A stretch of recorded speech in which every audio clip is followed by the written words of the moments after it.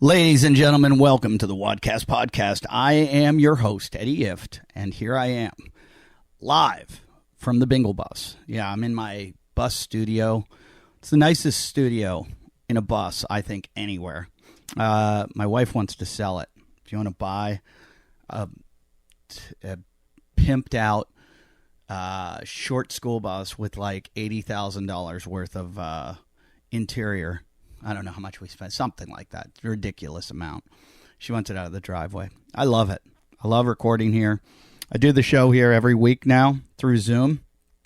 And I bring you the best people, not just in CrossFit, but also in health, fitness, sports. I have some really, really cool people coming up. Next week, we've got the winner of the fastest world record holder, I believe. You know, it changes day to day, so who knows, of the beer mile, which I find hilarious. That's the chug a beer, run a quarter mile, chug a beer, run a quarter mile, chug a beer, run a quarter mile, chug a beer, run a quarter mile. So 400s, 4 beers. I believe his record is 424. I could be wrong. But somebody's going to know someone did it in 421. Either way, it's an amazing feat. I do believe he has the record. His name's Corey Belmore. He's Canadian. We were supposed to do the show today, but we screwed up somehow. Or maybe it was yesterday. I don't know. But so we're doing it tomorrow. Today's episode is with PJ Nestler, who is been in training the world of physical fitness and training for like a lifetime. Worked a lot with athletes, MMA. Comes from this, Southern California area. Worked down there with a lot of great athletes, and then started working with Laird Hamilton at XPT Fit, and they're doing some exceptional stuff there. So I really wanted to find out what's going on. They're very big into the breathing, the ice baths, the underwater workouts, all kinds of cool shit. So I wanted to talk to him about that. Today's episode is brought to you by Ritual Zero Proof, which is pretty cool. It's I'm really into this right now because I kind of quit drinking. I really just don't like alcohol. It does nothing good for me anymore. I don't get a buzz. So it's a waste of all the bad toxins that alcohol brings me. However, I love tequila. Is that weird? I love the taste of it. I love the smell of it. And I just went surfing the other day, had a margarita afterwards, and everybody's, having a drink, and I still want to have a drink. So now what do? Ritual Zero Proof. It's crafted of all natural blended botanicals. They have whiskey, gin, and tequila alternatives. And they deliver the flavor, aroma, and burn of classic spirits, but without the alcohol. So, look, you can enjoy a great cocktail at night, still crush your workout the next day. You're not going to have a hangover, not going to feel like crap, because you didn't have any alcohol.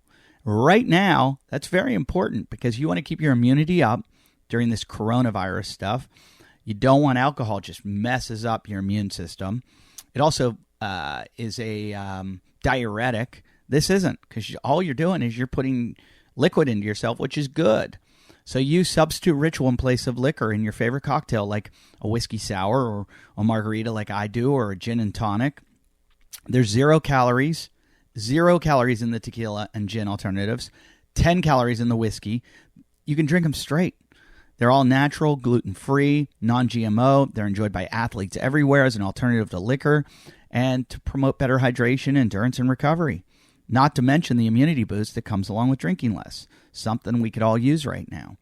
So, if you're pregnant, if you are a former alcoholic, if you just don't like drinking, if you're a social animal, you want to be out, you want to have a drink in your hand, this is the way to go. Here's where you're going to go. You're going to go to ritualzeroproof.com. Okay, that's Ritual Zero Proof. So it's RITUALZEROPROOF.com. Use the promo code WADCAST, and you're going to get 20% off. 20% off your first purchase. How's that? ritualzeroproof.com and use the promo code WODCAST. Get 20% off your first purchase. And shoot me a message or a picture. I'll post it and give me a little toast. That's Ritual Zero Proof. Enjoy the ritual without the alcohol. Now, to get to this episode, before we do, I almost forgot our Patreon. Patreon is a way we keep this show afloat. It is very important to the show. Couple things. If you have a couple extra bucks to kick to the show, go to the Patreon, and there's a very good chance you will win yourself a MyoPucks, which is, I've explained it a million times on the show. It's an electronic muscle stimulator. It provides premium muscle recovery, and it's portable, it's affordable, and it's basically putting self-treatment in your own hands, wherever, whenever you need it. It's so portable. You just put it in this little bag that they give you, take it with you. It fits in, it's smaller than your DOP kit, way smaller.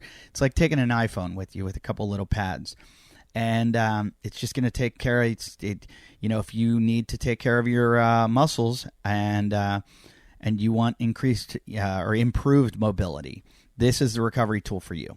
What it does is sends a little electronic muscle or a little electronic stimulation into your muscle, makes your muscle kind of twitch, brings blood flow there. It's going to expedite the inflammatory process. There's nothing better. There's nothing to get you better faster. I mean, I've been doing it for years now with all kinds of stuff, and I've found that MyoPucks is my favorite, the best one. You also are going to get, if you donate $5, $5 a month. That's all you got to do. That's almost $1 an episode. $1 an episode. You'll get yourself a leopard claw too, which is a multi-tool. It's like a gua sha or a Graston, and you use it to scrape the adhesions, any of the adhesions that clump up and prevent good blood flow around the area that's injured. So get yourself those. Go to wadcastpodcast.com/Patreon or patreon.com/wadcast. And, just kick us a few bucks. That's all you got to do. And we would really appreciate it. All right. Let's see. What else is going on? Hunter McIntyre has some event that he would like me to plug. But I want to plug the fact that on the 15th, that's 15 days from now, he's going to run the beer mile. And he's got to break 6 minutes. If he loses, he owes me $1,000, which I'm giving to a charity. It's going to a fundraiser for a buddy of mine that has ALS and to take care of his family. I don't know if you know anything about ALS, but it is a horrific disease, horrific. And the family needs all the help they can get dealing with this. There's not, I mean, that's it's weird to say this, but that's the perfect word for it. I mean, guys, I pray that someday they find a cure as soon as possible for this. There's nothing worse. It's devastating. So I have no problem taking $1,000 from Hunter and giving it right to there. He's got to break a minute or break 6 minutes. 6 minutes, $1,000. So that'll be the 15th. Check it out. See if I'll film everything. I hope he pukes everywhere. Otherwise, he has some I don't know. I call him every day to get my workouts from him. And he just told me he wants me to plug something. He doesn't give me any information on it. All I get is the OCR stars. He wants me to share it. Something's going on. They have some kind of contest. It's kind of like CrossFit Games, but all the OCR guys are doing like an in-gym workout that's going to simulate like an OCR race. So I will be plugging that tomorrow. Look for it. OCR stars. I'm sure Hunter will be all over it if you go to his Instagram. Okay. It's just come in. I just got the information from Hunter.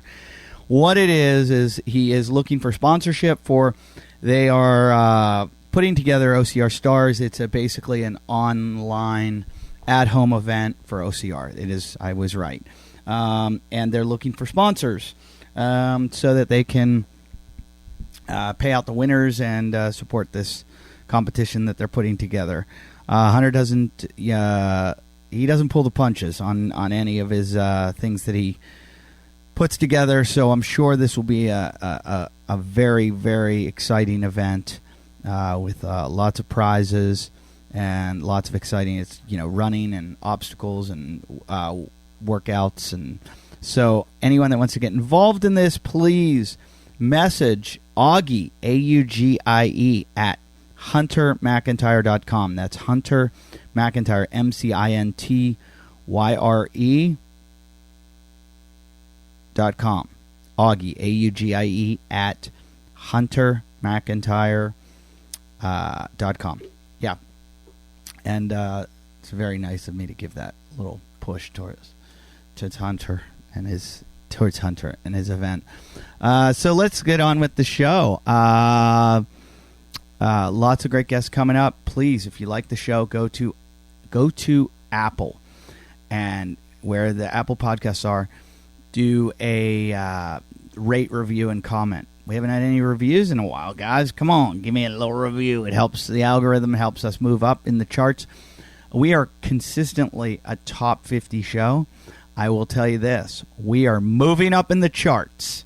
So hopefully this week the show moves up. It's now on video on YouTube. You can watch it on YouTube. You can see it on our Facebook channel. And I'm going to have it on Instagram Live soon. So you can watch it in all these different places. And this episode is able to be viewed on YouTube and Facebook. It's youtube.com/wadcastpodcast. Same with Facebook. But enjoy the show.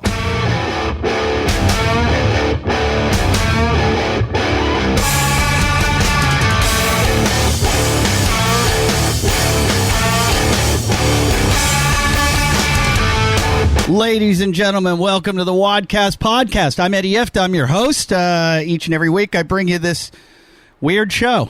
It's I'm not the person that should be talking about fitness, but for some reason I nerd out on it. I love it. I think I'm fit. I'm not, but I think I am. I'm not one of these people that obsessively works out. I just talk about it constantly. And today, my guest, PJ Nestler, is are you the what would your title be over there at XPT Fit?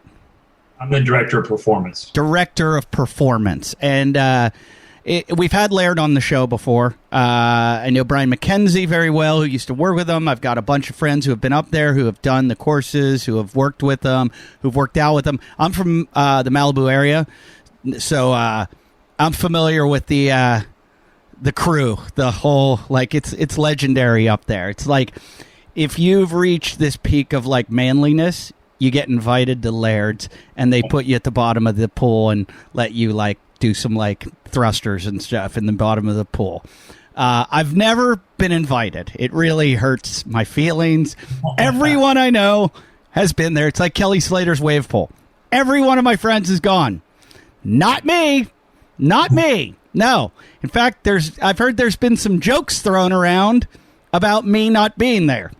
So thank you, Laird. Thank you, Kelly Slater. And PJ, that's why I've had you on the show. This is it. This is my way in. I want in the pool. Well, I'm excited to be here, and I can definitely get you up there with us. Well, once we start doing some more events up there, we'll get you up to one. So are you guys on hiatus now with the there's a little virus going around. I don't know if you know about this. It's like worse than herpes. Yeah, I've heard a little bit about that. I don't watch much of the news, but I've heard some people talking. So we've had to put our in-person events on hold because of that. So luckily what we do, we have a strong digital presence as well as in-person. So unfortunately, we have to put our in-person stuff on hold for a little while. So we've kind of shifted everything over to focusing on digital as much as we can right now.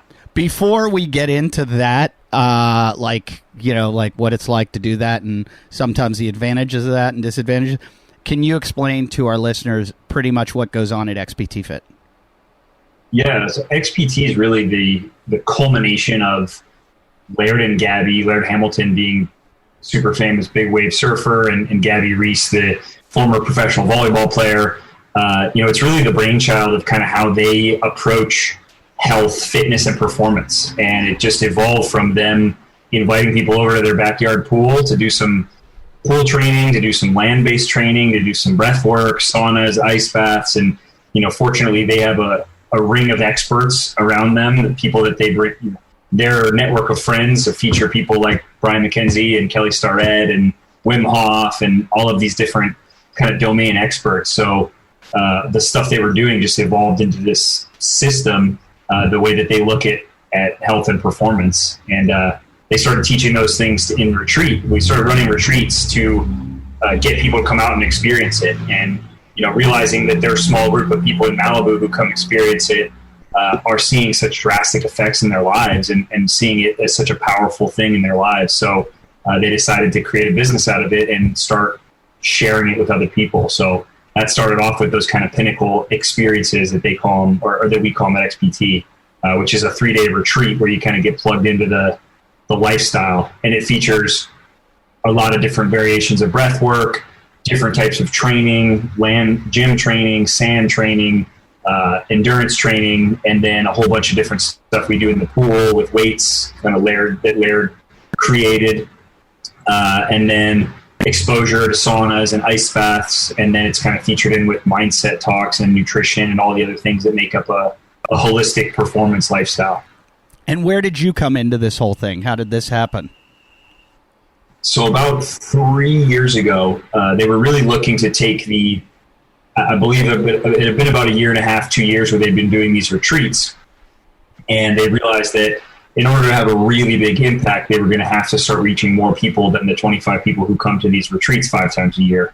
So they wanted to take what was taught there and put it into more of a system and a curriculum that can be taught to people of all different levels. And really the primary goal was to teach it to coaches, trainers, doctors, and health and fitness professionals so they could go share it with all the people they impact. So that's when they actually brought in some investors. The investors are the ones who hired me, and my job was to take all of this awesome stuff that was in their heads and that they were teaching at these retreats and turn it into a framework and a system that could be taught to coaches and trainers through different certifications and all education.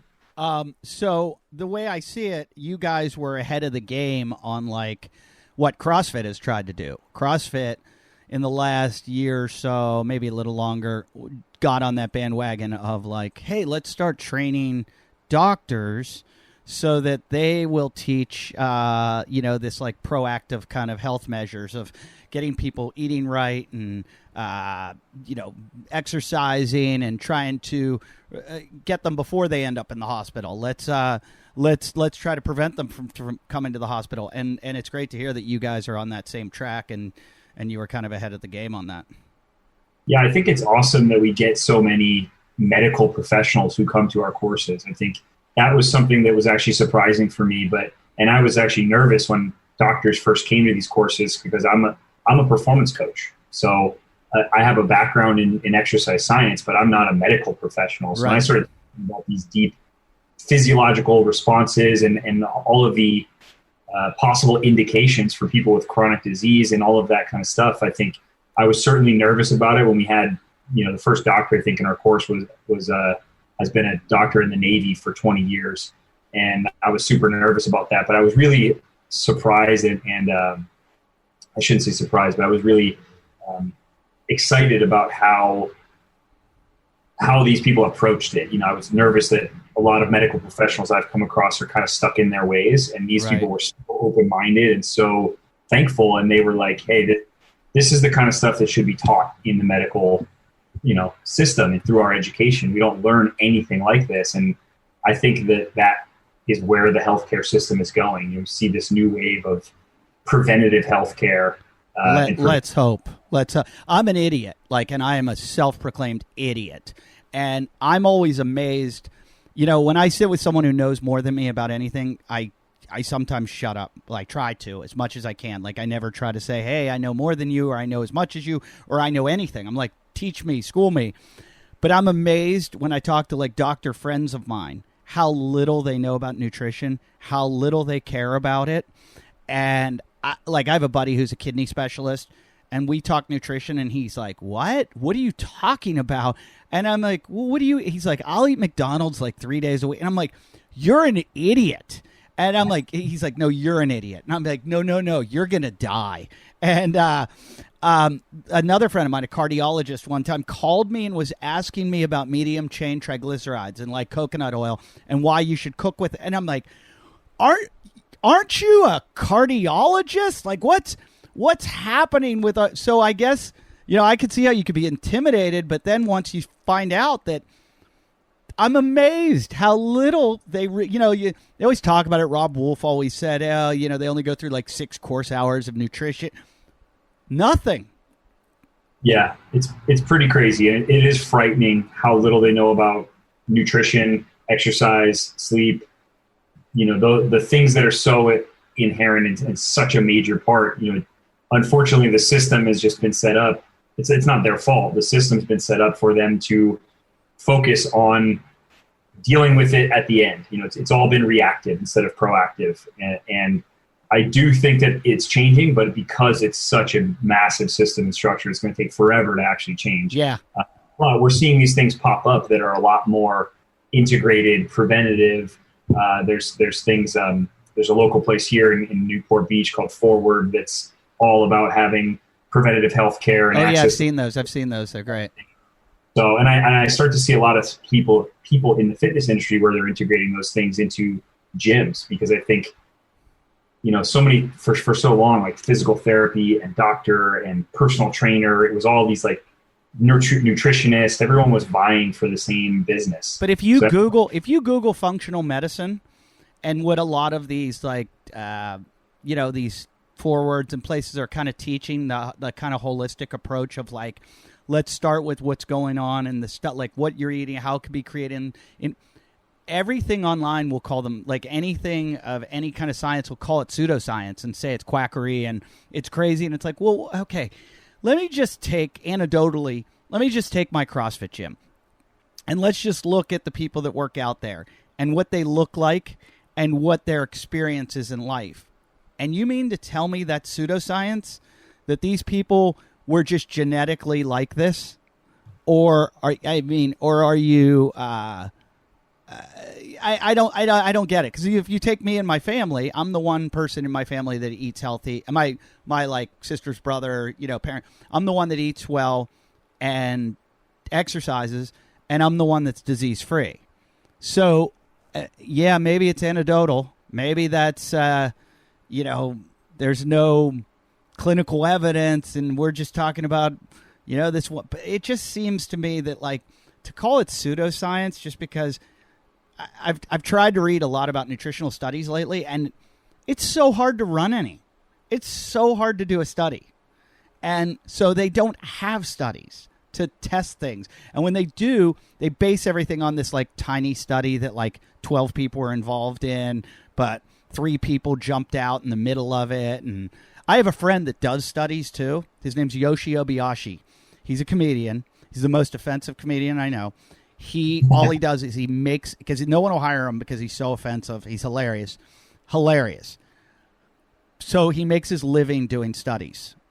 And I don't want to ruin it for him, but they like him because he's Japanese, and so they'll get him in all these studies where they give him drugs and have him do, like one time for NASA, he laid in bed for a month, and they did a study on him to see what would happen, like the degradation or, like how much his muscles would atrophy. He's not even Japanese. He's Korean, but they like, so like these studies, I'm just convinced they're all bullshit.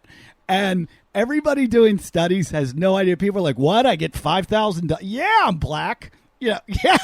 I mean, this is just, I'm albino. And so you just don't know what's going on in any of the. So I'm just going to go with anecdotal evidence. And, and I look at people like, Laird and Gabby and people like that. Like you look at Laird's house and the guys working out there, something's working. There's freaks up there. Yeah. It looks like Aquaman is like training people. Like, hey, the Hall of Justice, we're all going over to do. It's weird. Yeah, I agree. And I don't think, research studies are important, but they're not the end all when it comes to how you live life. It's only one part of the the triangle that we look at when we talk about taking an evidence-based approach. But I think people like to hang their hat on it, especially if it's something like nutrition that is so difficult, and that doesn't mean that there aren't really good studies in nutrition. I mean, generally speaking, we pretty much know the principles, right? We can argue about intermittent fasting and keto diets and carb cycling and all this stuff. But when it comes down to it, it's like, what's going to get you 90% of the way there in terms of general health and improving your longevity, your physical fitness, etc. We know that what that stuff is.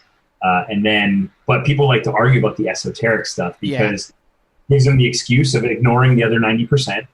And, it's because I'm not, carb cycling, I can't lose weight. It's like, no, it's because you just eat a lot of shit all the time.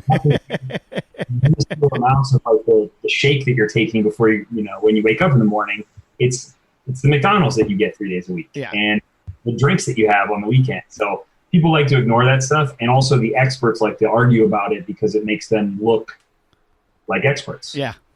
They have the new thing or they can be controversial. And unfortunately, it allows everybody else to just be like, well, what the hell am I supposed to do? It creates so much confusion. So that's something we're trying to do at XPT is like, let's look at all the pieces. Let's look at the research. Let's look at the anecdotes because anecdotes are important. Like there's a lot of problems with them, but they still, if 1,000 people tell me that they ate this thing and they got this result, I can't just ignore that completely. I have to at least use that to look into it and remove some variables. And then the experts, the domain experts, which I would say someone like Laird or coaches or doctors or trainers or people who are working with real people and the results that they're seeing based on what they're using, because those are different anecdotes. And, all of the anecdotes on that side of the pyramid are going to be steeped in some bias. So you have to watch out for that. But that doesn't mean you just ignore it all and you go, everything has to be a peer-reviewed.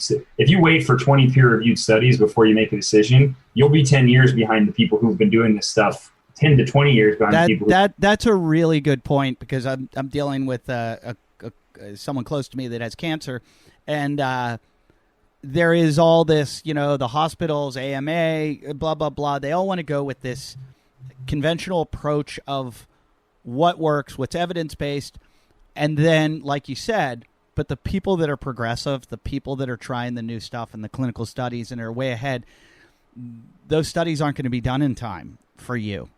And it's weird, like the people that are willing to go out there, sure, you're taking a chance and you're going against the evidence, but you might be on the, it's like almost like you're flipping a coin and you might be on the good side of that. You might be the one that's hitting the thing before they've figured it out. And I don't know. I feel like if you are around enough people that it's succeeding, that's what happened to me with CrossFit is that everybody was using the internet to deduce what worked, what didn't work. And I love the whole paleo lifestyle. Like I don't know if you've ever read John Durant's book, which is the Paleo Manifesto. But it's just if you kind of look at like life, what worked for thousands and thousands of years. Wouldn't you just do that? like it just seems natural. Whenever something seems natural, seems like we're supposed to. When it seems unnatural, maybe we shouldn't be doing that unnatural shit. And it just seems like that with everything. I think that's the problem with that is that there's also that's what's called the naturalistic fallacy, that we assume that because something is natural that it's therefore better for us than something manufactured or, people do this in nutrition all the time. We make these assumptions that because something was manufactured in a lab versus grown in the ground, that the one is therefore better. I think as a general rule, you're probably better off using that approach. If you don't know the answer, I would say 8 out of 10 times, you're probably better off going with the more natural approach. Whether or not that's going to be the most optimal for your performance or something, that can be argued. But when it comes to general health, you'll probably miss more of the crap if you just go with that natural approach and not deal with the other one. But again, that's why people can argue things, because there's always it depends, and there's always the biases that can come into that. So I think it creates a lot of confusion where there doesn't need to be confusion. And I do think that I think the other side of nutrition too is it's so individual based on so many different variables that everybody can have evidence because everybody's getting results. I mean, you mentioned somebody dealing with cancer. I mean, there are thousands and thousands of people who've been diagnosed with terminal cancer. So you are going to die. And then through meditation and mindset and deep spiritual meditation have not died.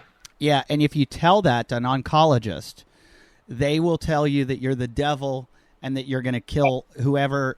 And it's funny, like you guys talked about, or you were talking about how up at Laird's you have all these like experts that come in and have created this world of, and I've almost done that myself where I've built these people around me that are my go-tos that I call on the phone or I text for whatever.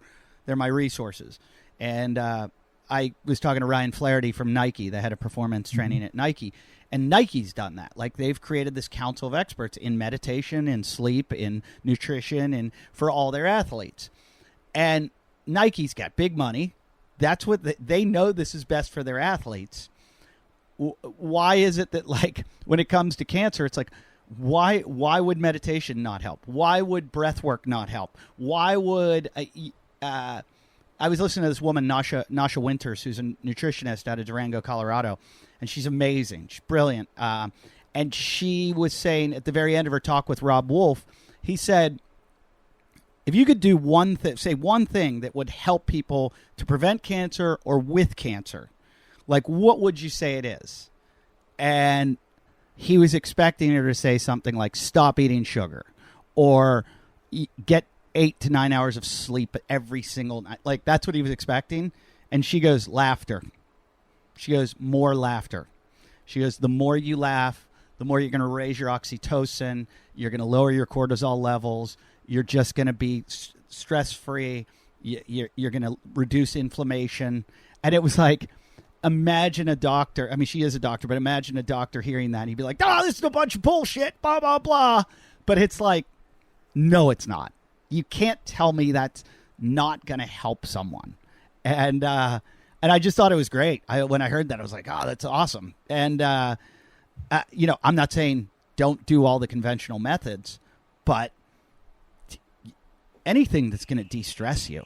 Stress sucks. It sucks. It'll ruin your life.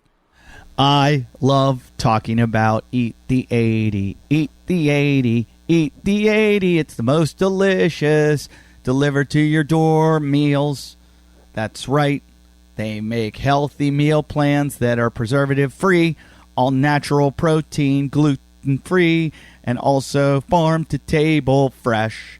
I love to talk about this. I could do a whole show on Eat the 80. I'm stalking the chef because he is the best cook, he or she. I'm pretty sure it's a he. It's the best food I've ever eaten. They have new options every week. I didn't mention that lately.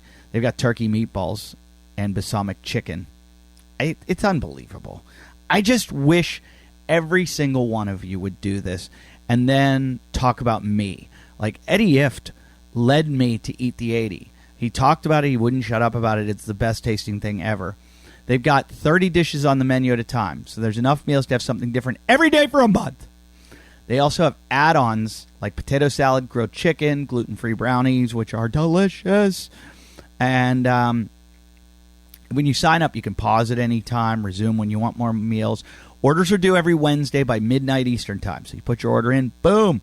Boxes are delivered via 2-day shipping to ensure freshness. They arrive on either Tuesday or Wednesday, the week after you order them. If you happen to live in Gainesville, Florida, they hand deliver them on Monday. Wow. Wish I lived in Gainesville. Everything in the box is recyclable. That was like a question I had. The box comes with, it's like got this like cold packing. And I was like, what do I do with this? Well, it's all recyclable. How about that? So they're reducing waste. It's, in my opinion and many other people's opinion, the best tasting prepared meal subscription out there. I swear by this. Taste is the number one thing people compliment in their reviews. I've got a certain certain person close to me that has cancer and is on a very strict diet, I have sent them to get this diet. My parents who are elderly, who do not get out of the house much because of COVID, I have gotten this for them. My in-laws, I have sent this food to them because the menu is so healthy and so tasty. It is it's 100% gluten-free. They offer Whole30 options as well as vegetarian, keto, macro balance. Takes 3 minutes in the microwave, and all the animal protein is ethically sourced. Kitchen that they cook it in is super, super clean. It was always clean, and now with COVID, it's like twice as clean. And they have a partner program for trainers and gym owners. So if like you're a gym owner or a trainer, you get your clients eating this, you're going to get credit. You're going to get a 10% reward to your meals. All right? And I just can't get enough of these meals. So go to info@eatthe80.com to find out about that. That's info@eatthe80.com. And if you want, they got a special running, Whole30 special all month. They have a bunch of new Whole30 approved meals on the menu. All the new subscribers get 25% off their first meal. Go to eatthe80.com, use the code SEPTWHOLE30. So that's SEPTHOLE 30, the number 30. SEPTWHOLE 30. Okay? And you're going to get 25% off your first meal. All right? Do it now. Trust me. Guys, if you know me, you know I'm a stickler for every product that I use. I do research on it. I find out what's in it, make sure it's healthy, make sure it doesn't have chemicals or additives or anything that's going to shorten my life or give me something that I don't need. And I believe that reading the labels is key. I do it with everything, like I said. Food, even the products I put on my face, on my body, in my hair. And there's one that I hold near and dear to my heart, and that is Native. I know a lot of people out there that listen to the show now use Native deodorant. Good for you. A friend of mine who she lives in Australia. I got her involved with it, and she sings their praises to everyone. And she is a freak about all natural stuff, and she's just like, this is the best deodorant ever. My wife, I have to give her credit. My wife's the first one to use it, told me about it, and it doesn't just block odor better, it's made better. The ingredients that are in it: coconut oil, shea butter, tapioca starch. It's also vegan. They never test it on animals. Here's the deal. Most deodorants, or a lot of deodorants, have aluminum, and it forms a plug in your sweat glands to keep you from sweating. Native never does this. They never use ingredients like aluminum, parabens, sulfates, or talc. Okay, so switching to an aluminum-free deodorant doesn't mean you have to sacrifice on odor protection. Native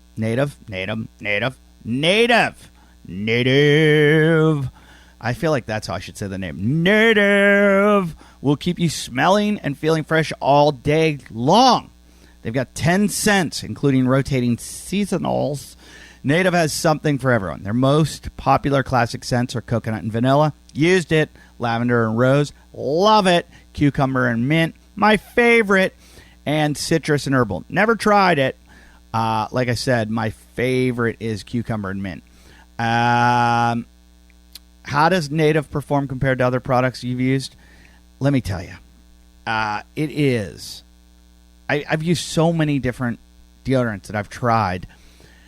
Some of them, you just feel like you put it on and then all of a sudden the sweat comes pouring out or the stink comes out. This one works. And it works so well, they've got a risk-free trial. Every product comes with free shipping within the U.S., plus free 30-day returns and exchanges. You can slap the thing on your armpit. You don't like it. Send it right back. But you know what? You're going to love it, just like the other 14,000 five-star reviews it's gotten. So check it out. Here's how you're going to do it. Make the switch to Native today by going to nativedeo.com. That's Native, D-E-O. Native, N-A-T-I-V-E-D-E-O. nativedeo.com/wadcast. Or use the promo code WADCAST at checkout. Okay? Two different ways. nativedeo.com/wadcast. Or when you check out from nativedeo.com, just use WADCAST you're going to get 20% off your first order. That's nativedo.com/wadcast, or use the promo code wadcast to check out for 20% off your first order. I give a talk at XPT about, we call it the 5 pillars of health, performance, and longevity. And it's about like the 5 things that when you master those things, they will take you 95% of the way there, whether it's health, happiness, and those are all research backed. Like if you dig deep into the research, each of these categories is basically the magic pill. If you can't find chronic diseases, illnesses, and issues that aren't somehow associated with all of these things. And they're basic. It's nutrition, movement, sleep, breathing, connection, and in that breathing, talk about relaxation and stress management. So it's really, how you deal with stress, sleep, recovery, like the most simple elements. And I would agree with you. I think the hard part is, from a doctor's perspective, it's really hard to quantify those things, and it's hard to measure them, and it's hard to say, well, Eddie, I think the issue you're having is based on oxidative stress from having shitty breathing for the past 25 years, and you've been taking 30,000 dysfunctional breaths every single day for your entire life, and that's what's created this issue, and now we're having organ failure. We can't look at that. There's no way to go back and look at all of that stuff. So a lot of it gets neglected, and now we look at how can we be reactive? What have we been trained in? Pills, surgeries, medication, invasive treatments, and all. There's certainly a time and a place for all those things, and I will never pretend to be an expert in anything when it comes to cancer or chronic disease. So I'm not portraying myself as that. But as you talk about some of those things, I think even if you look at certain studies that have been done on a bunch of cancer patients who did, were terminally ill and did beat that cancer without using the invasive treatments, some of the similarities between them are deep spiritual practice, a strong social network of friends, family, loved ones, belief in something greater than themselves, nutrition, sleep, active lifestyle. So a lot of those things, I think where people look at the example I like to give, because it's an area that I feel a lot more confident talking about than chronic disease. I certainly don't want people to hear what I say and think that I'm some expert in that realm. But if you look at something as simple as pain, I'm an athlete my whole life. I've trained athletes my whole professional career. I've worked with a lot of pain, and the athletes I train are all combat sport and contact sport athletes. So I've dealt with a lot of pain, a lot of injury rehabilitation. And the way we look at pain, most people, is like, oh, my shoulder hurts, so there must be something wrong here. What's wrong with your shoulder? Oh, I have a torn labrum. There's always this mechanical reason. And the reality is that has very little, if nothing to do with pain. And it wasn't until later on in my career working with some physical therapists and doctors who were just super ahead of the times when it comes to dealing with pain. And the reason I looked at that is I have 2 fractures to my lumbar spine. Oh. So when I was 22, 23, I started going to chiropractors, spinal specialists. I spent 10 years going to every specialist you could imagine. How'd you do it? I don't even know. It's a really common fracture that happens in, they say the 4 most common sports is weightlifting, gymnastics, martial arts, and football. And I played 3 out of those 4 most of my life. So probably just stress fractures from lifting like an idiot, kickboxing, football, all of the above. But I was told when I went to these spine specialists, I was 24 when I went to my first spine specialist, and he wanted to do a spinal fusion surgery. Yeah, they love that. Yeah, and I was like, at 24 years old, you're going to fuse my spine? Luckily, somebody told me, absolutely not, don't do that. Fast forward a few years later, I ended up going through rehab, all this stuff.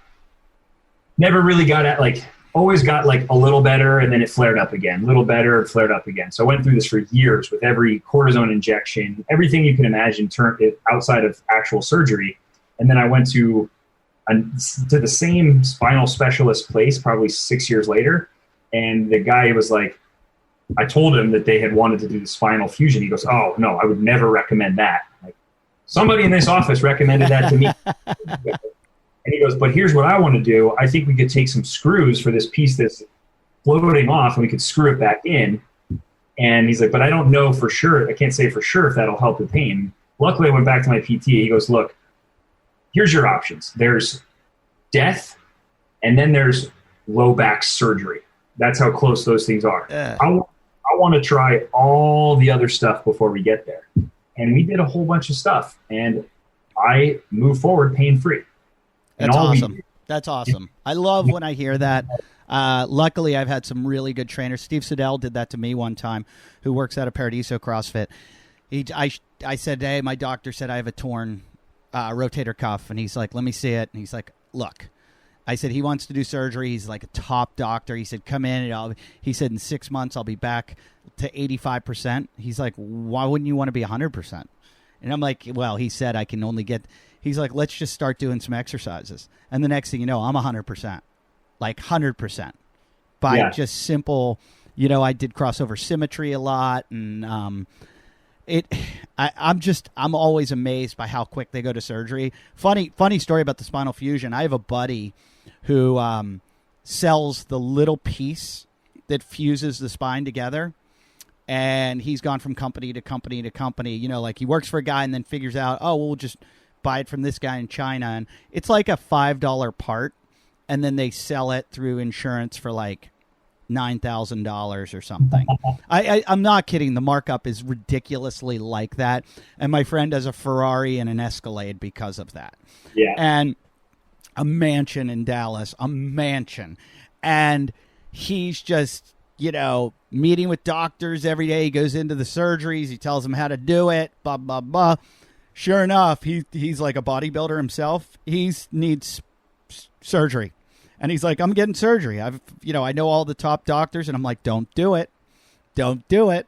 And he's like, what are you talking about? I do this every day. I watch these guys put this thing in. I'm like, have you tried CrossFit? I'm like, stop bodybuilding, first of all. Second of all, get into a good gym with a good coach who's going to get you doing good warm-ups, good rehab, good, tell him what's wrong with you.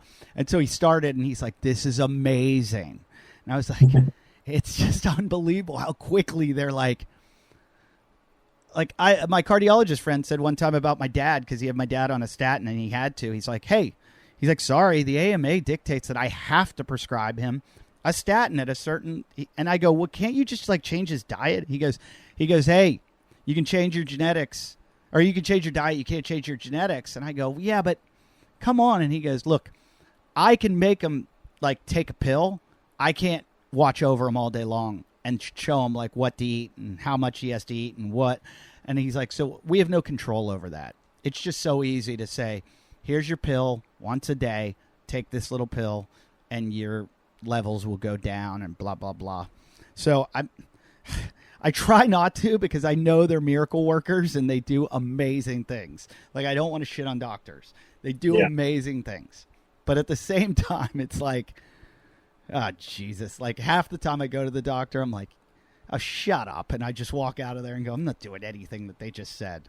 And then the other half, I'm like, okay, this guy was good and I got it and he's going to help me. Yeah.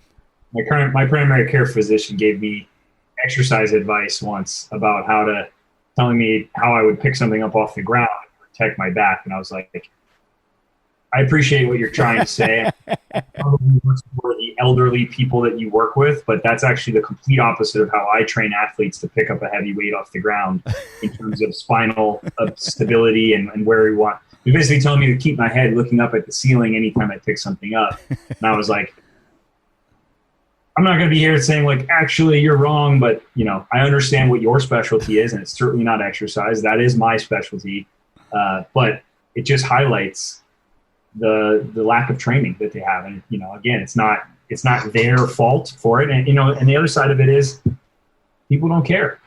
Unfortunately, 9 out of 10 people who come in, even if the doctors were saying, okay, we're going to do diet and exercise, whoa, what about the pill? Why can't I just take it? One of the most amazing studies to me was about people who were seeing their cardiologist or doctor for significant issues. And they were told that if they don't change this behavior, whatever the behavior was, most of it I think was smoking, drinking, if they don't make these behavior changes, they will die. Your life is going to end abruptly if you don't make these behavior changes. And only, I believe, 2 out of 9 actually made the change. Yeah. So they use that a lot as evidence of the facts don't change people's minds, and in terms of changing behavior, you can't just give people the facts and change their behavior, because people, even when they're told you personally will die if you don't do this, most people still don't even do it. So I mean, it's what's going in our politics and everything. My dad's best man in his wedding was a cardiothoracic surgeon. Smoked his whole life. Yeah. And I just never, I mean, we used to joke with him. We were like, Dr. Liebler, what are you doing? And he's like, yeah, I know. And we're like, but wait, you cut people open every day that smoke and see this. And like, are you on a suicide mission? And the people just don't. You're right. I think that's funny, that stat of how many people you can tell. I've never heard that, but that is just, it's what's going on with our politics too, where you can show somebody facts and they just will go, nope, I don't believe you. I want to believe whatever my narrative is that I've chosen to go along with. I'm starting to give up on society. I'm like, no, I am. I'm starting to go, you know what? We're just overpopulated. We 7 billion people, bring on the plague. Like, it just got too big. We can't fit. I was surfing today in Malibu, and I watched, no lie, I don't know if you surf at all. I do. I watched at first point 10 people on the same wave. 10 people. I counted. I was like 1, 2, 3, 4, 5, 6, 7, 8, 9, 10. There are 10 people on that wave. Like, that's there's too many people in the world. There should be one person on the way. We've gone too far. I'm joking. I'm saying this, but the virus hasn't killed enough. Like, I'm joking. Somehow we need to. I just had this talk with a friend though yesterday. Somehow we need to educate people. Stop fucking. Like, we need to stop having. We're like multiplying exponentially, and it's like stop. And America's bad, but China, India, you guys gotta stop. You gotta stop. We cannot sustain this many people, and we need to educate people. Like, please, just start educating everyone, because we're idiots. Are you there? Did I lose you? I feel like you froze. Uh-oh.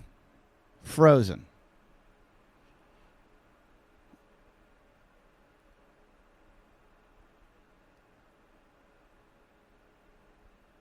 Let me see what happened. Ernie, we are going to have to fix this. Perfect. There was something I wanted to tell you about. I was in a CrossFit gym in Australia once, and like I said, I'm an idiot. I'm sitting there having a conversation with some guy about food and about inflammation and omega-3s, omega-6s, something that I'm one of those guys, I hear something and then I just recapitulate. Yeah, like I regurgitate it out, and I'm probably off with it. And this guy goes to me, "Are you a doctor?" And I go, "Doctor?" I'm like the farthest thing from a doctor. Like, if you were to say, what's the opposite of doctor, that's what I am. I'm like, and he's like, "Oh, you sound like you know what you're talking about." I go, "What do you do?" He goes, "I'm a cardiologist." And I go, "You couldn't tell that I'm really dumb?" Like, that scares me. Because, like, I'm a comedian. And if someone's making me laugh, I'm like, "Hey, are you a comedian?" And they're like, "Yeah." I would never look at somebody who's really unfunny and be like, "Hey, are you a comedian?" But he said, "No, you know your shit," and blah, blah, blah. And this is at a CrossFit gym. And he's like, "Geez, I wish more doctors knew this shit." I'm like, what is happening around the world that we're all so dumb? It's unfortunate. Yeah, a lot of people. I posted something the other day that people have been giving me some flack about, but it said, it was a quote I had heard a long time ago. Said, "You are not entitled to your opinion. You are entitled to your informed opinion. Nobody's entitled to be ignorant." And unfortunately, I think, I think people are dumb because they're so worried about their opinion and how things make them feel that they don't actually take the time to educate themselves on what they're talking about. And that's the current state of all things: nutrition, politics. It's just everybody arguing about shit they don't even know about for the most part. Yeah, it's amazing. All of that noise, all of that noise, you lose the people who actually do know what they're talking about. Yeah, and it's nice to like go listen to the experts rather than argue. Like I'm going to tap out and I'm going to listen to you guys. I would love to see more in America, and I think this would be great. And I think America's ready for it, but more debate shows and not this like talking head shit where they hire, it's like WWE on Fox News and CNN and MSNBC, but more like, remember when they used to do Crossfire, but not just with politics, like have somebody come on and when I tour around the world, and like England and Australia love debates, and they'll have comedians debate, which is funny, but I would rather see like when Rogan had on Chris Kresser and the guy from the documentary about the vegan guy, the vegan MMA fighter. That was great. And it was very educational. And I saw both their sides, and I think they both made really important points. And I think everyone walked away from it going, hey, I see really good elements of what they're both saying. And so you kind of come to a consensus somewhere in the middle of the two of them. And I think if we did this, I think we're ready for it on all levels. Because obviously people turn to like shows like Joe Rogan because you're getting deeper into the subject matter. So give us that on TV. Let me hear when they're talking about immigration. Bring on a guy from the left and a guy from the right, and let's discuss it for 3 hours or an hour and a half or an hour. Just let me hear both sides, because you both have really, really valid points. And don't brainwash me. And let me hear, and let me hear the downside of everything. I want to hear it. There's always going to be, there's no free passes in life. There's always somebody's going to benefit and somebody's going to take the brunt of that. And, you have to be able to make that decision. We say that in physiology all the time. There's no free passes. If you cut carbohydrates out, you're giving up something for what you're going to get. Maybe you get a long-term health benefit from using fat, but you're also going to give up elite level performance marginally if that's what you're looking for. But when you have all that information, instead of somebody just saying, this way is the best, this way is the best, you can actually say, oh, for me, this way is the best. And for you, right. That way. Hold on. We got a problem. Hold on. Pause. Real trouble. My daughter just came on the bus, and my studio's a bus. My daughter came on. She found I took her old scooter, the pink scooter. That she got a brand new scooter the other day because she stepped up from 3 wheels to 2 wheels. I took her old one and painted it black, spray painted black. The pink one, spray painted black for the younger boy. She just found it. So I am now the devil. Yeah. How dare I? I wanted to ask you, like, you guys are at the forefront of the breathing stuff, and it's funny, I've always found like Brian McKenzie to always be ahead of the game. He's almost like too far ahead. He's always like forward thinking, and then everybody catches up a few years later. And Brian first introduced me to Wim Hof over at my friend Bobby and Mariel's house. He was like, they were like, get over here right now. We went over and the whole Wim Hof thing. And then Brian and I started talking. I had him on the show talking about his stuff, and he had me using an apnea trainer and really, really getting into breathing. And I can say breathing really helped me with anxiety. 0 anxiety now. My surfing helped immeasurably with like my calmness, it helped my stand-up comedy. Like I just, my heart rate does not elevate before even like really important shows. I can almost like manage my heart rate and bring myself down. Just so much stuff. Originally, the first person that ever taught me was Mark Devine with box breathing, but you guys are really, really into it. That guy that I wish I could remember his name, the guy that just wrote the book on breathing. Have you seen this? James. What's his name? The guy that was on Rogan recently. James Nestler. Yeah. Did have you gotten any into his like holotropic breathing or whatever that is? I've done some of that. Is it as freaky as they say? I could see how it could be. I haven't gone to like the full hour-long, super deep sessions, but I've done smaller versions of it, and I've had some personal kind of crazy experiences, and I've also had some other people who were with me have some real crazy experiences. My wife had it. My wife went to like a mindfulness place here in Malibu that her friends run, And she's like, yeah, we were like deep breathing for an hour. The next thing I know, I'm bawling my eyes out. Yeah. and she's like, and I forget, the girl that went with her, her friend, was like having these crazy hallucinations and was like screaming. I'm like, this can't be happening. And she's like, I dare you to do it. Yeah, it's pretty intense. I mean, there's some deep stuff that can happen there. I don't fully understand yet why, like from a physiology standpoint. I've dug into it a lot. I think there's a lot of speculation. We definitely understand some of it, but not fully why certain breathing patterns have stronger emotional responses in some people. But I mean, I've seen people we had a guy who got into a deep hypnotic state once at a breathing session I had gone to. And this wasn't an intense hour-long session. This was probably a 4-minute breathing thing. Not even designed to take people that deep, but because this guy kind of came in with some different issues and anxieties that he was harboring, he went into this deep hypnotic state, and we couldn't get him out of it. Wow!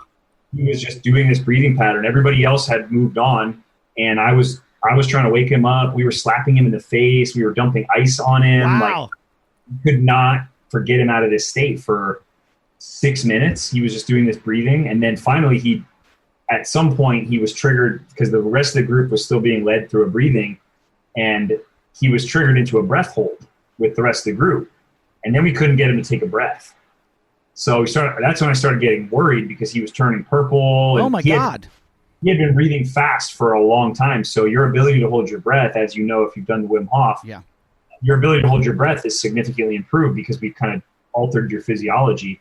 So he was doing this long breath hold, and we were yelling this stuff to him. He wouldn't do anything. And then I whispered in his ear, breathe. And when I whispered to him, he immediately started breathing. And then what I found was he was reacting only to my commands when I came close and told him something. So he was looking at me and he was doing what I told him to do, but completely still. So it was like hypnotic. Yeah, he was completely hypnotized, and he didn't know any of that happened.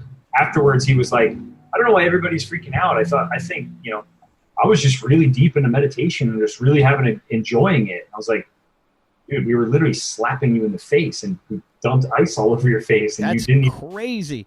I saw Kelly Slater when he did Wim Hof passed out. When he got up to do when you're sitting down and then Wim says, get up and shake it out and do whatever. Kelly stood up and just went face first to the ground. And, I've seen that reaction. I've been hypnotized. And my wife had me go to hypnosis because we were going on a 28-hour flight to the Maldives. And I was having, this is back when I had anxiety, and I was having panic attacks, and I have this thing called claustrophobia where I'm afraid of being trapped. So I went to a hypnotist and I got hypnotized. I went full trance, out. And the problem with it was that she had me paralyzed. So I couldn't lift my arms or legs up. And it was the worst thing she could have done to me, because she put me in the place that I don't ever want to be in, which is being trapped. And I couldn't move my arms. And I was like, why are you doing this to me? This is what I don't want. And so when I came out, she's like, so should we schedule for next week? And I'm like, we should never schedule again. And I came running out to my wife in the car, and I'm like, fuck that lady. I'm never going back there. But I've had this thing called sleep paralysis. Are you familiar with this? No. So I will wake up sometimes in the middle of the night, and apparently from what I've listened to Matthew Walker and all these sleep experts, and Dr. Drew had me talk about it on Loveline, because he's like, oh, you have that? I'm like, yeah.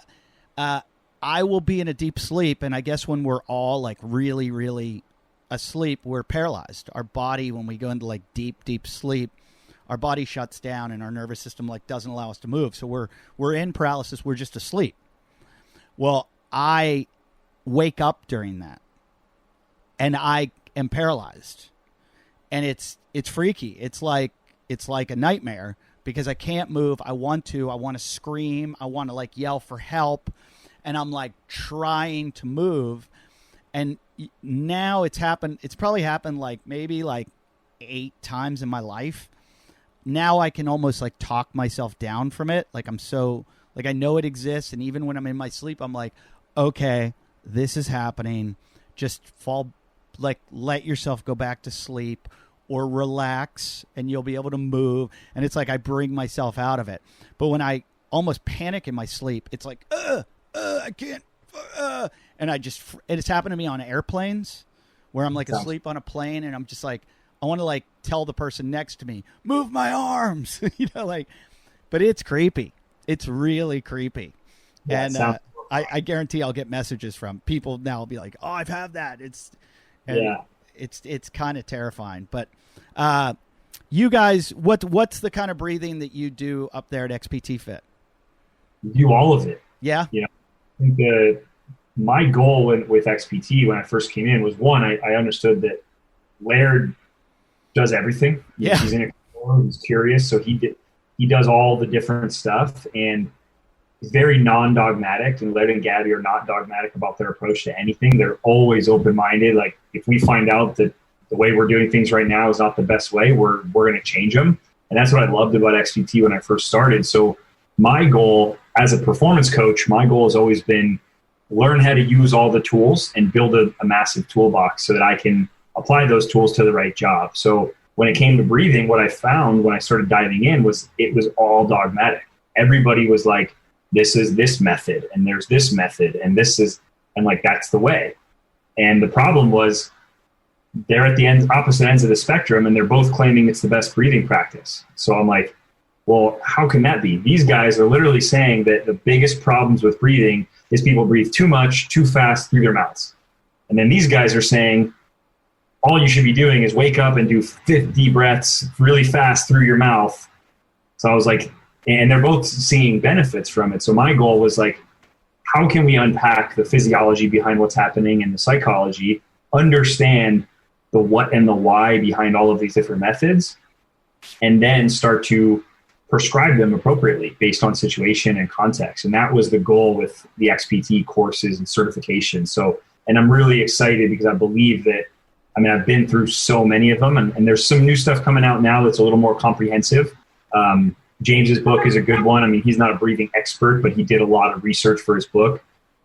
There's a couple other books that are a little bit more inclusive now that look at, breathing, the way you should be breathing during exercise and the way you should breathe after exercise and before bed and through daily life and, during endurance work versus weightlifting and all this different stuff, because it's just like exercise. There's so many, breathing is tied to everything that we do. So you have to unpack it in all of those different contexts. So that's what we try. What do you guys recommend? Nasal breathing?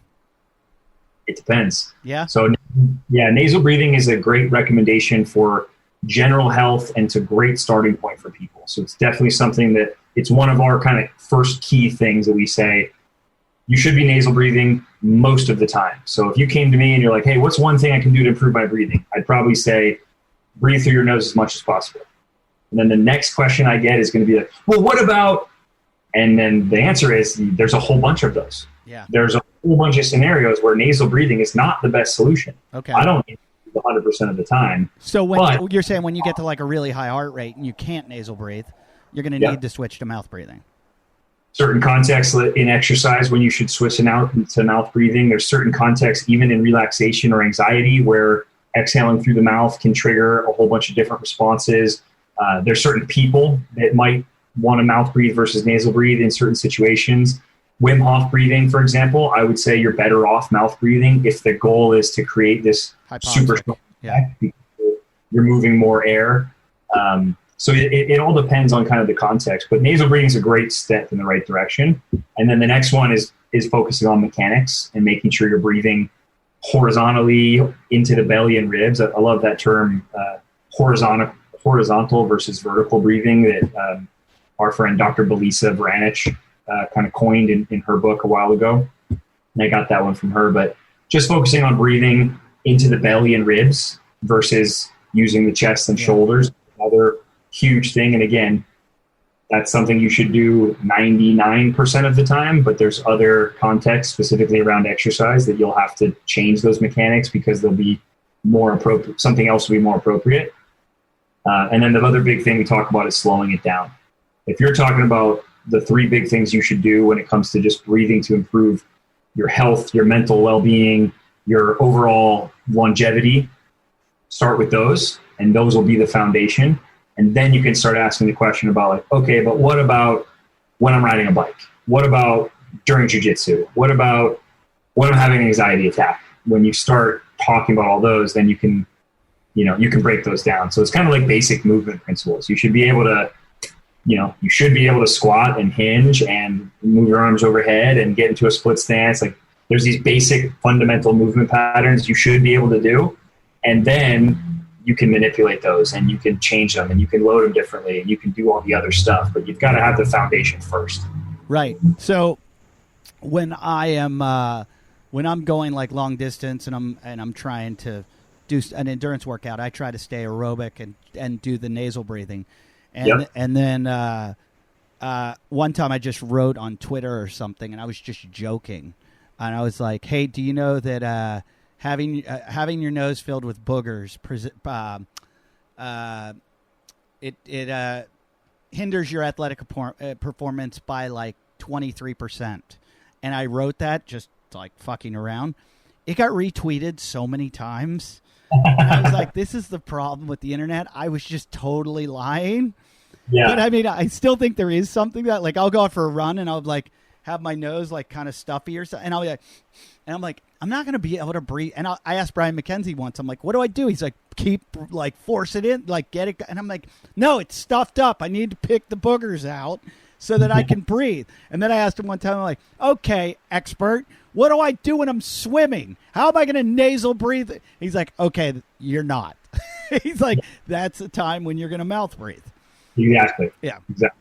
And people ask that question all the time. And I always say, if your exercise is swimming, nasal breathe all the other times. And then mouth breathe and swim. And really the amount of hours you swim versus the amount of hours you spend nasal breathing is going to be so marginal, it won't make a difference. But it all depends. Like we always look at breathing. People ask, like, how should I breathe? We look at the definition of functional breathing is breathing that is efficient and appropriate for the current state of demands. So that is going to change on the spectrum based on what that current state of demands are. But we want to make sure that whatever breathing pattern we're using is the most efficient and the most appropriate for that current state. Doesn't mean we can't breathe other ways. Like nasal breathing when you're doing intense intervals on an assault bike is not the most efficient way to breathe. Doesn't mean you can't do it. Maybe you're training your ability to nasal breathe at higher thresholds. Yeah. If you told me I have to set a world record for assault bike sprints, I would say do not try to nasal breathe the whole time because you will limit your capacity.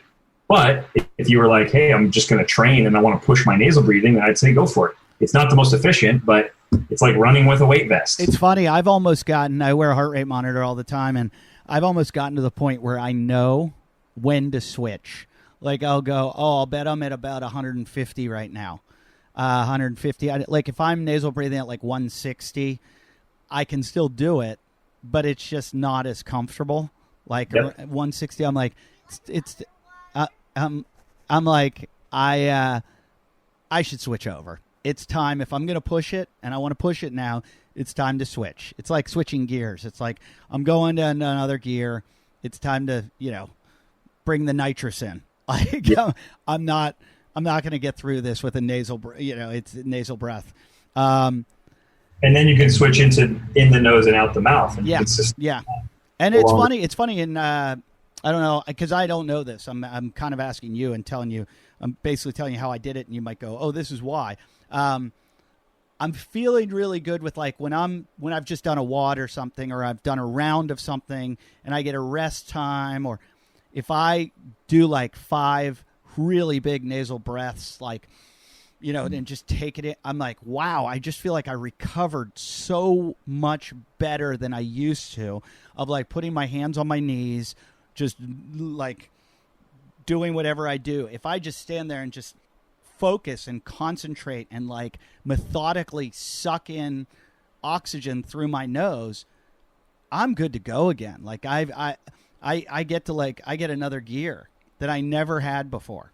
And that came from all this study of this stuff. And I'm like, there's a method to this. I mean, there's a method to this madness that's working. For sure. It's funny. People always ask, we always see comments like, "You're really going to pay somebody to teach you how to breathe? Yeah. Haven't you been doing that your whole life?" It's always funny, like when you see stuff like that. But the reality is that it can be really simple, but it also can be really complex. And when it gets complex is when you're talking about performance. And, now we're looking at what's the most optimal way to recover. And that's one of my favorite patterns that you just mentioned. Like, take a few big in the nose and out the mouth. How did you get, like, I know you were trainer first and you worked with a lot of athletes. You say like MMA guys. Where were you down in Newport? Is that like home and everything?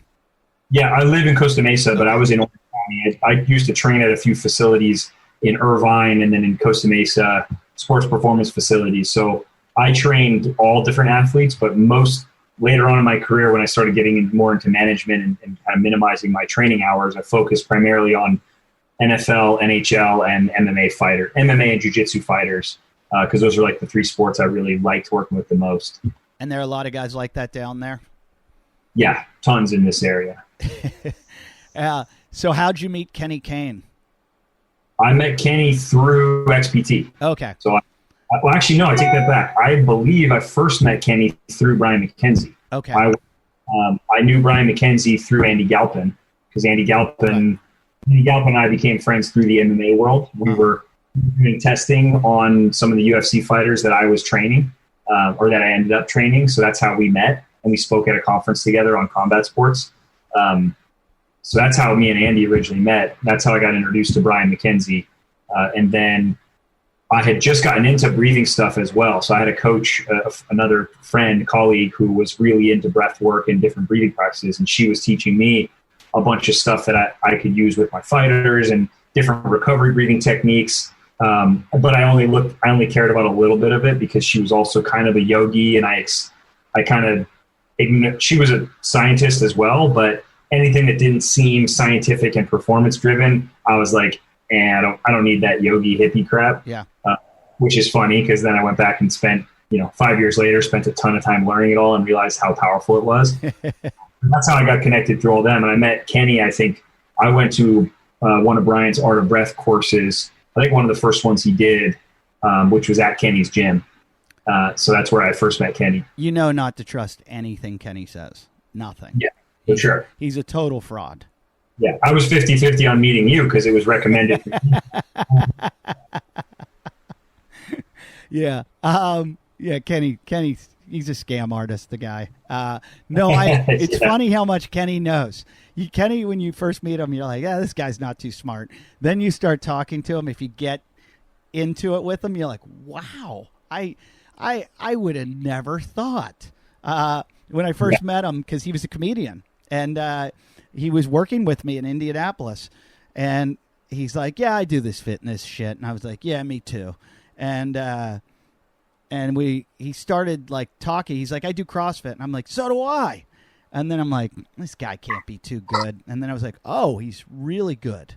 And then we started talking about it, and I just assumed nobody in comedy knew what I knew. And then I'm like, oh, I'm an idiot. This guy knows way more than me. Yeah, he's very sharp. He is really sharp. And he hides it well with his dancing and his... Have you ever seen him dance?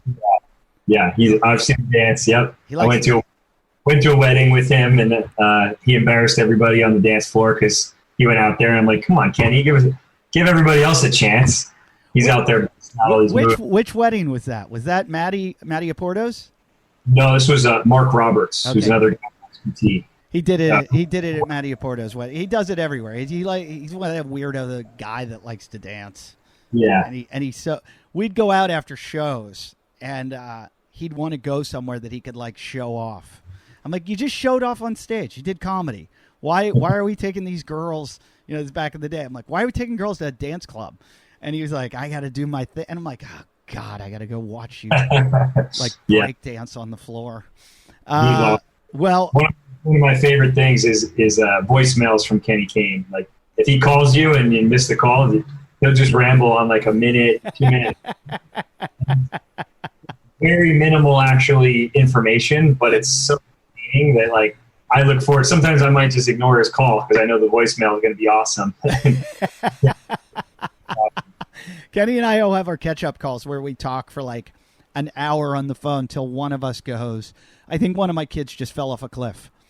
And it's like that, being I don't know if you have kids or anything, but like when you're a parent, I used to get mad when my friends are like, my kid, I got to go. And I'm like, let your kid, what? Don't, hey, we're having a conversation.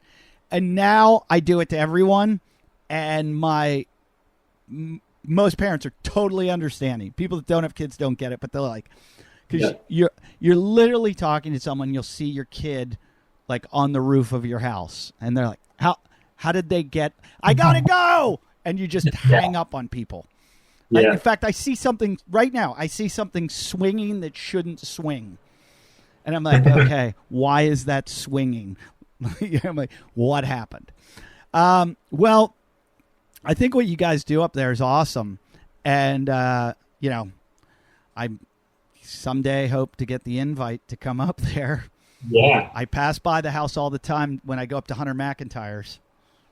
And I look over the fence, and I'm like, there they are, all the Malibu elite athletes without this one. And Kenny sees you and just pretends it doesn't see the fence. It's not a joke. It's not a joke. But I love the story about, I don't know if you know Hunter McIntyre. I know the name, but I don't know it. He's an OCR racer, and he lives up at the top of Latigo. And he lives like in this compound, and it's like the most fire-prone area in the world. And when the fire came to Malibu like a year and a half ago, he like took off. He was like, I'm out of here. And he went down the hill, and he ran into Laird, and Laird's like, what are you doing? And he's like, I'm getting out of here. And Laird's like, you get in the truck, get up the hill, be a man, fight this fire. And I was like, what? He's like, yeah, Laird made me go back up. Awesome. He's like, he made me fight the fire. Because I was at my house, like, getting ready for it. And I'm like, what are you doing? Why are you leaving? And he's like, I'm getting out of here. I'm like, you don't get out of here. You stay and fight. And he's like, no, you don't. And then Laird was like, get up there, you pussy. That's awesome. That was a crazy year for Laird. I think Laird was in the paper, and in like a 6-month span, he was in Hawaii during the floods, and he was rescuing people off the roofs of their homes in a boat where the floods were. And then 6 months later, he was driving his Hummer around Malibu and rescuing people who were stuck in their houses in the fires. Like, if there's a person you want to have around when there's a natural disaster, it's definitely Laird Hamilton. I have that feeling within me. I just don't have the success rate that Laird has. Like when I saw a kiteboarder yesterday. I was surfing. I saw a kiteboarder like lose his kite, and then he was kind of gone, and the lifeguards went to look for him. And inside of me, I was like, I need to go save this man. But then I'm like, they're going to end up saving me. I shouldn't go. Yeah. But I do. I always get into it.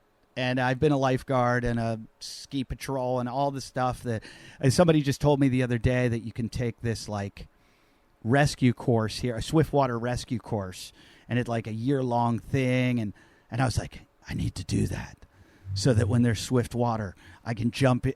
I don't know why. I feel this like called. I don't do anything for anybody ever. But I believe that's like my service is like, I'll be there. When there's danger, I will come to the service of others. But like, if you want me to like bring a bottle of wine to your party, I'm not going to do. I show up empty-handed. Like I don't do shit for people. But I will be there if a flood comes through your house. Yeah. When there's an avalanche, I'm around. Yeah, well, I think what you guys are doing is great up there. I loved meeting you. Where can everybody find out about you and this? Like if they want to... Everything XPT related is on either our website, which is xptlife.com, or all of our social media, which is all XPT Life. So those are the best places to find it. We've got tons of info on both. And you guys are doing like programming digitally right now? Yeah, we're actually launching a bunch of really cool digital stuff in the next like 6 weeks. So really excited about it and have an opportunity to engage with people who can't. The unfortunate part about our live events is we run a few of them a year, and they're in Kauai or Malibu, and not everybody can take a week off to come out and spend that time with us. So we're really excited about being able to engage with people digitally, and especially at a time that I think people need it. Yeah. I think the information and services that we provide is really needed. So I'm excited to get that stuff out there. Yeah, more than ever now, people need exercise. They need, to learn about their immune systems and how nutrition and breathing and everything can help that. I can't get behind that more.